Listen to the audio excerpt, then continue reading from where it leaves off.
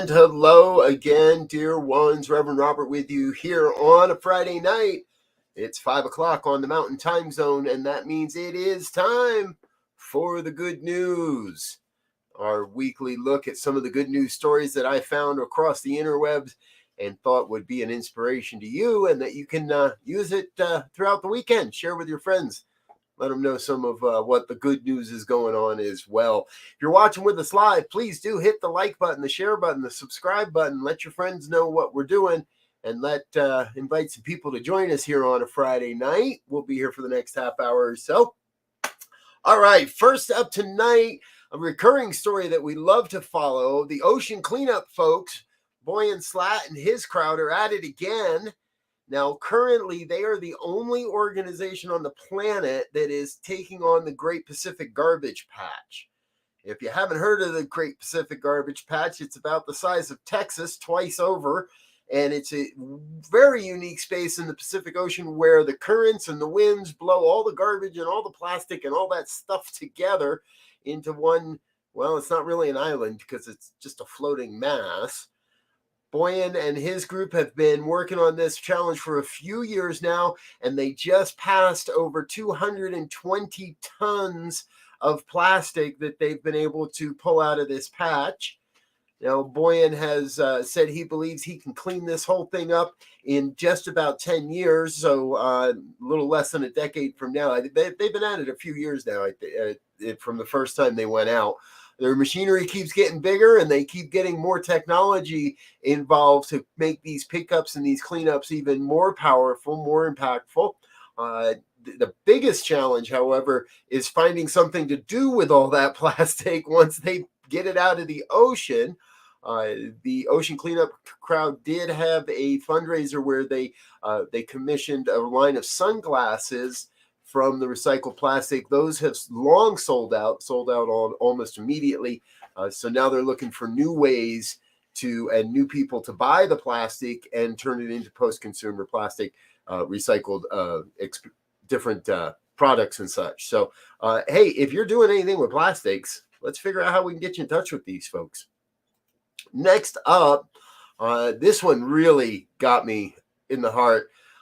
There was a biological river in southern India, the continent of India. It's a tributary of the Pampa and Achacoyl rivers. It's 4 miles long, and it's called the Kutumpemperor River. Hope I got close on that one. It's been a source of life, drinking water for rural communities for centuries. However, over the last few decades, it's been neglected. And due to a mixture of misuse and neglect, the river became biologically dead. Choked with weeds, polluted with trash and other chemicals, the floods became more common occurrence. They used to be rather rare to have floods in that area. However, as they became more common, more garbage was washed into this tributary. And by 2005, it was beyond drinkable. Well, thanks to a collaboration effort between the state of Kerala and the government, the Budahor Village Council, and participants from local areas, the river has been restored and resurrected, it is said, to serve its purpose again. Took a lot of people, over 7,000 villagers, put in over 30,000 man hours of work, but the initial cleanup was completed in just 2 months' time.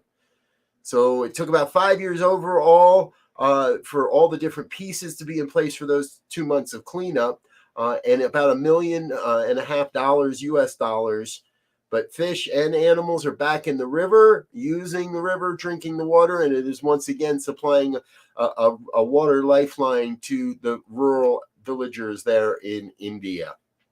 You know, folks, we find most of our stories over at the goodnewsnetwork.org. We encourage you to visit their website and give them the love and attention they deserve. They do a great job of putting together a lot of these stories, and then I pick and choose through them. We do get stories from other sources as well, including sunnyskies.com, lgbtqnation.org, and later tonight, I forgot to tell my producer about this one, but we've got a story from a news source which is worldatlarge.news. So my apologies, Diego, for forgetting to tell you that. Our next story does come from that source. It's worldatlarge.news, and I found this one really exciting as well. In Madagascar, a nonprofit is training entrepreneurs to grow trees. Now, we talk a lot on this program about the need for trees, and we highlight a lot of different projects around the globe planting trees. This is all happening at the work of a woman who was a Wall Street executive. She and her husband retired to Madagascar, left behind the busy life of Wall Street, but didn't leave their money behind. They brought that with them and started a nonprofit. This is really an exemplary approach to bottom-up restoration. That's by Leighton Reed, who is an associate producer at the School of Plant and Environmental Sciences in Virginia Tech. The tree planting idea has been, quite a rage for corporations and international aid and development agencies. And now studies are showing that the carbon sequestration in the roots of the trees planted by hand is often more important than anything else. Now, a lot of these tree farms and projects have been using typical harvesting or farming techniques, planting all the same crop in the same row, and but that doesn't work. Those forests are very susceptible to disease and other types of destruction. And so what the folks in Madagascar are doing is training these entrepreneurs to plant various tree species in randomized patterns so that we have something that's a little bit more like a true forest. Love it. Love it, love it, love it. People getting imaginative. The company's called Green Again. They also use a lot of the local knowledge to augment the number of species that they're planting. And they're currently planting on an average of 64 different species per forest that they're adding. Again, the traditional, the normal ones right now are generally using no more than 5 different trees in a forest. They're using up to 64. So good work out there in Madagascar. Gotta love it, folks. We're gonna do everything we can to save this planet. Because obviously, if we don't, it looks pretty downhill from here. We know full well how strong the climate change can be. And we're going to see some more. We're going to have some more stories around that in just a little bit. All right, on to a fun story that I also found. An endangered abalone whose blood could hold a cure for cancer was crowned the International Mollusk of the Year for 2023. This is a Chilean abalone. It's a carnivorous limpet with a heavy shell, and it got more than 40% of the public vote for being the International Mollusk of the Year. What's going on here is a component in the mollusks in the abalone's blood has shown recently to be effective against bladder and prostate cancer. And in its natural habitat, it's a top predator. So that's important for keeping its own little food web in balance. A component of its blood, the oxygen transporter hemocyanin. Again, I'm not good on the technical words here, folks, the scientific words, but it shows an immunotherapeutic effect against some types of cancers. That's from Dr. Carol Grieve, the lab manager at the Low Translational Biodiversity Genomic Center. And so the abalone's genome is going to be completely mapped in order to figure out exactly how we can make this all work. Good news coming from the most unlikely places. The blood of a mollusk may hold the cure to some cancers. Folks, we're going to take a quick break here on the New Thought Media Network, say hello to some of our sponsors, let you know a little bit more of some of the things that are going on around this network. But please don't go anywhere. Let your friends and family know what we're doing. Hit the buttons, like, share, and subscribe. And we'll watch a quick little commercial. We'll be back, though, in just a moment. Stay tuned. We got more new good news coming up right after this.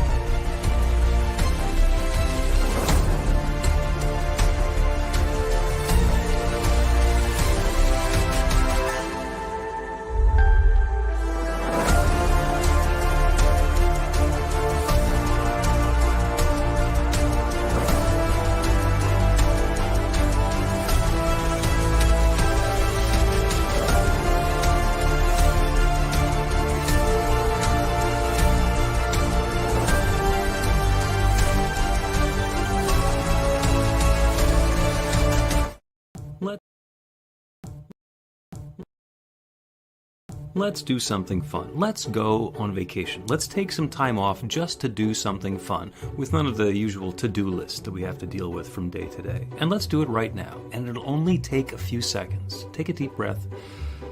Let it out. Take a break. Give yourself the gift of a moment. Allow yourself to stop doing and simply be. Because you are a bright light of love, and for you, being is more than enough.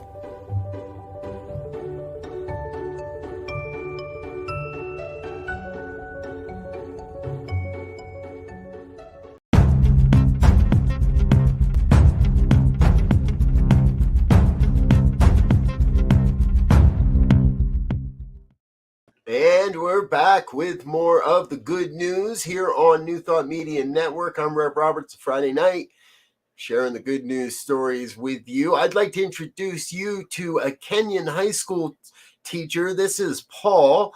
I'm not even going to try to pronounce Paul's last name because I know I won't get it right. And Paul saw a need, and he saw a need for electric bicycles in his village, in his area, his region of Kenya. Now, the fun thing is, Paul started by importing a bicycle, although he says that didn't last long. So he used his own innovation to create a product his society needed. He started converting regular gasoline motorcycles into electric bikes using laptop batteries. Yes.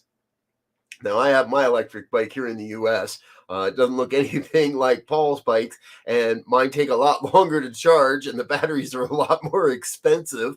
Paul says that a full charge on the laptop battery pack that he's using, it goes around 60 miles on a charge, but it only takes 45 minutes to charge that battery pack, rather than the many hours that it would take to do the same thing here in America on bigger batteries and other bicycles. These are extremely helpful, as most of the cities in Kenya are clogged with a lot of traffic and air pollution, and gasoline is very expensive. There's quite a few delivery drivers and other type of couriers that are using these machines already, and Paul has started a company, Ecomobilis. They're more advantageous compared to other gasoline-powered bikes, and the maintenance cost is also very low compared to those gasoline-powered vehicles as well. Congratulations, Paul. Good work. We're going to keep an eye on this story, folks, and as things develop, we'll try to find Paul again and reach out and share more good news about Paul and his battery bikes there in Kenya. Hey, and we've talked about EV batteries a lot on this program over the last few years, from various innovations in car batteries and other places. Well, one of the things we don't talk a lot about is where are all those batteries going to go? We now have a place in Covington, Georgia, a 30,000 ton per year recycling facility for batteries and battery scrap just switched on the disassembly line for the very first time. Yes, the world's largest EV battery recycling center is now open. This is all part of a company, a Massachusetts-based startup. They will be harvesting lithium carbonate, cobalt, magnesium, and other battery minerals and selling them back to the market, so we don't have to open up new mines. Company's called Ascend Elements, and they hope to take advantage of massive government spending on electric vehicles and electrical vehicle production by opening other centers throughout the Carolinas, Georgia, Tennessee, and the Midwest, all within an hour's drive from new automotive plants. Smart thinking, folks. They're currently building another facility in Kentucky to bring this operation closer to what the battery belt states may become. And that's what they're starting to say, is this could be the beginning of the battery belt here in the United States.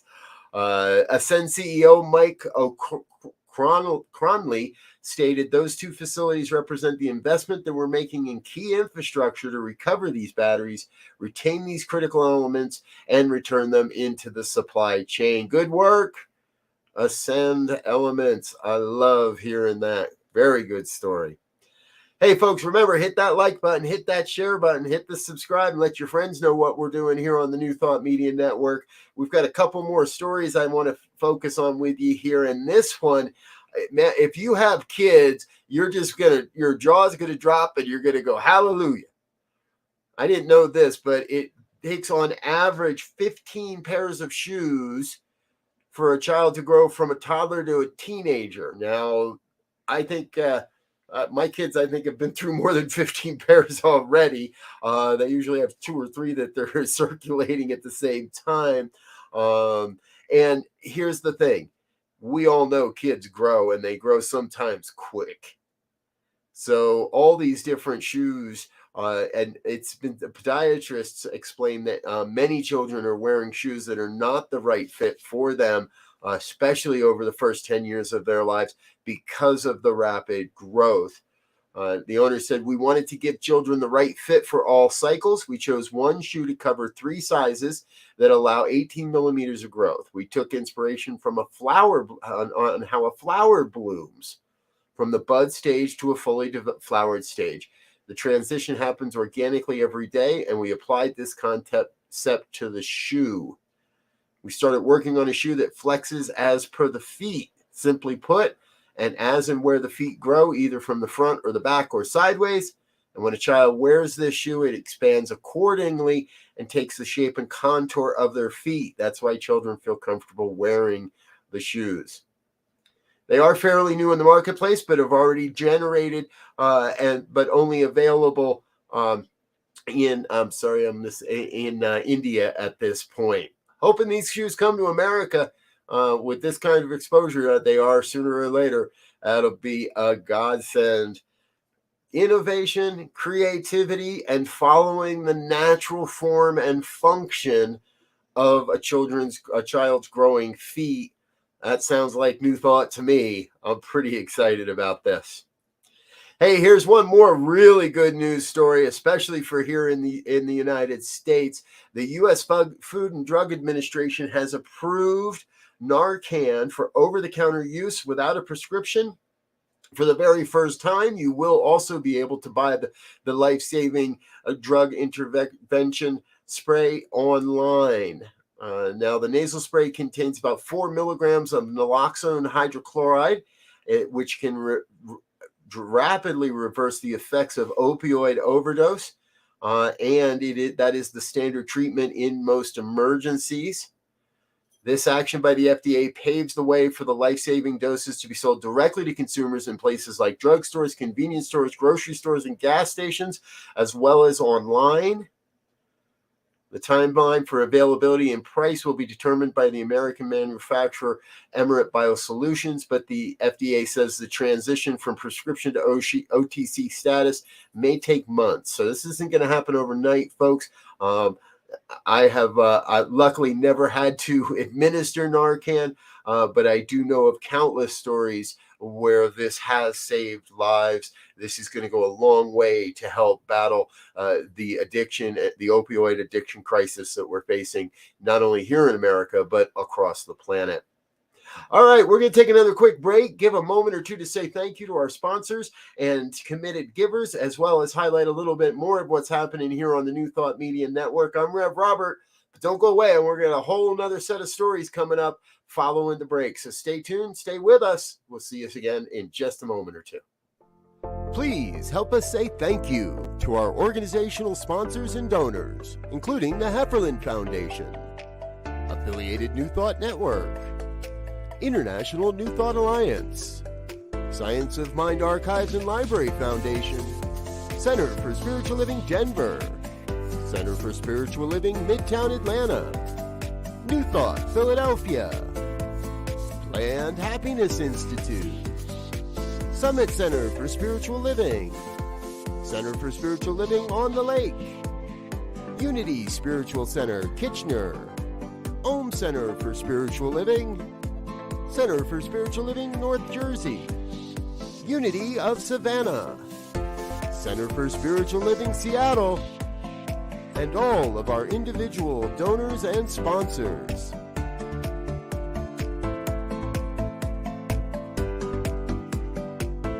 Thank you for being a part of the New Thought Media Network. Please come be you.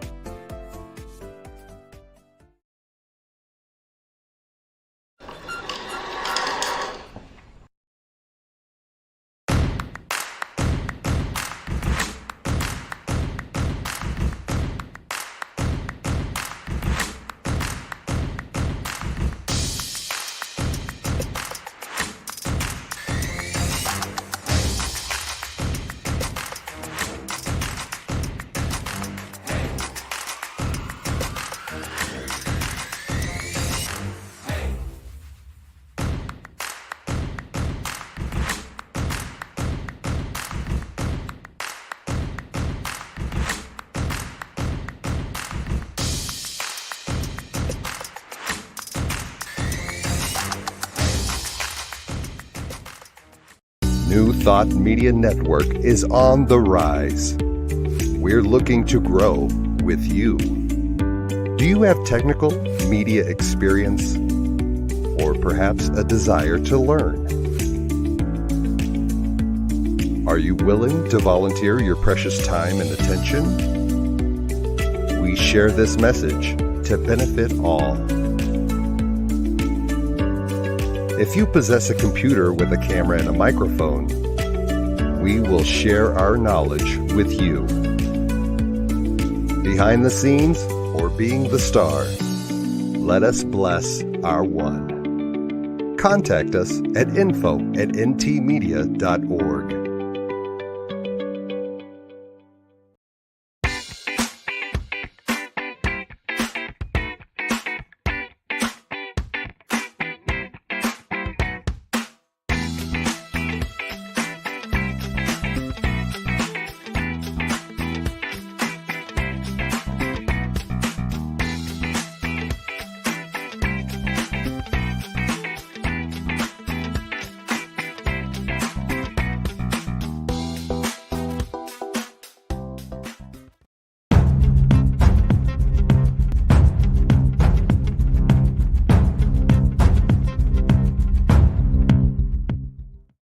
And we're back with more of the good news here on the New Thought Media Network. Rev Robert with you on a Friday night.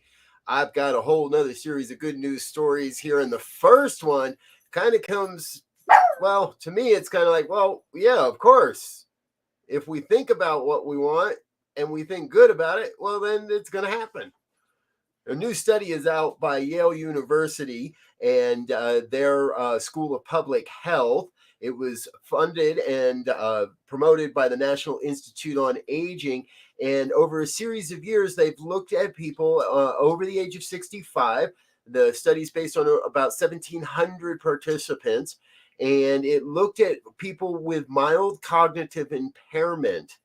Now, most people think that as you get older, you just lose your memory, and mild cognitive impairment would be natural and unreversible. However, it's not.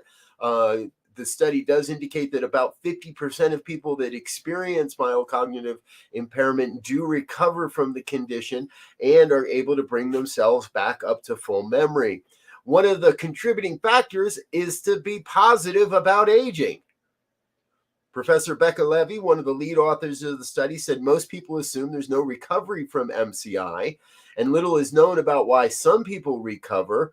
That's why we looked at positive age beliefs to see if they would provide an answer, and they do. Those that thought that were more positive about their aging were 30% more likely to regain normal cognitive functions than those that were not. Again, not conclusive that that's the only factor. However, it definitely is a contributing factor. Professor Levy also said our previous research has demonstrated that age beliefs can be modified. Therefore, age belief interventions at the individual and societal levels could increase the number of people who experience cognitive recovery.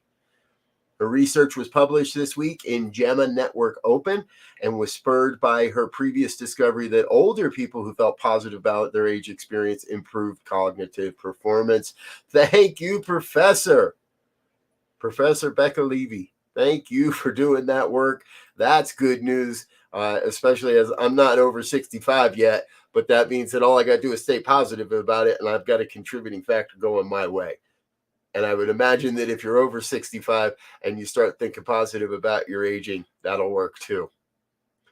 All right, our next story is one of those wonderful, heartwarming stories of a community in England and a group of people that came together to create a retirement village for homeless, stray, abandoned, and unwanted cats and kittens.